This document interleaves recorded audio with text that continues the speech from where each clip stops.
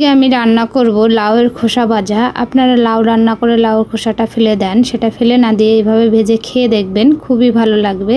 এই যে লাউটা আমি নিয়ে নিয়েছি, লাউটা যে খোসাটা হয় সেটা আমি এখানে রেখেছি। এই যে পেঁয়াজ নিয়ে নিয়েছি, একটা আলু আর কাঁচা লঙ্কা, এখানে একটা কাঁচা ডিম নিয়ে নিয়েছি আমি। এবার আমি লাউর যে খোসার অংশটা, খোসাটা যেটা মেনলি খোসাটা, সেটাকে আমি আলু যেমন কাটে সেরকম কেটে নেব। আপনারা ছুরি দিয়ে পারলে ছুরি দিয়ে কেটে নেবেন। এবার কড়াইটা গরম করে তার মধ্যে দিয়ে দেবো সর্ষের তেল। আপনারা যে তেল খান সেটাই ইউজ করবেন, সাদা তেলও রান্না করতে পারেন। কালো জিরে ফোড়ন দিয়ে দেব।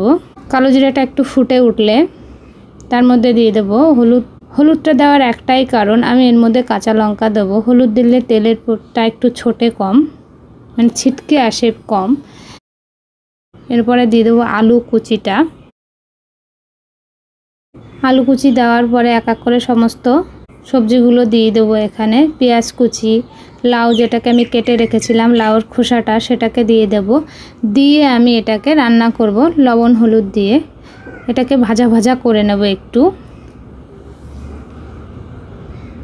এটা একটু সময় লাগে রান্না করতে, কিন্তু খেতে খুবই অসাধারণ হয়। অনেকে কি করে লাউ খায় কিন্তু লাউয়ের খোসাটাকে ফেলে দেয়। আপনারা ফেলে না দিয়ে এইভাবে একবার হলেও রান্না করে দেখবেন, খুবই ভালো লাগে খেতে। গরম ভাতের সঙ্গে আপনি আর অন্য কিছু চাইবেন না এটা পেলে। এই যে ভেজে নিতে হবে একটু সময় ধরে।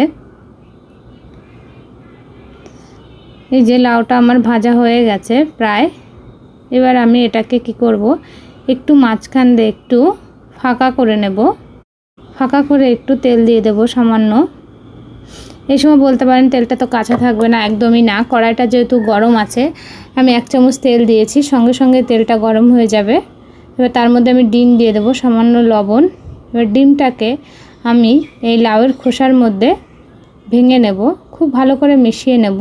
এই ডিম দেওয়াতে আরও টেস্টটা বেড়ে যাবে। এই দেখুন রান্নাটা দেখতে কতটা সুন্দর হয়েছে, খেতে আরও টেস্টি হয়। আর এই রান্নাটা যদি আপনাদের ভালো লাগে তাহলে আমার চ্যানেলটিকে সাবস্ক্রাইব করবেন, লাইক করবেন, কমেন্ট করবেন। রান্নাটা দেখার জন্য আপনাদের অসংখ্য ধন্যবাদ।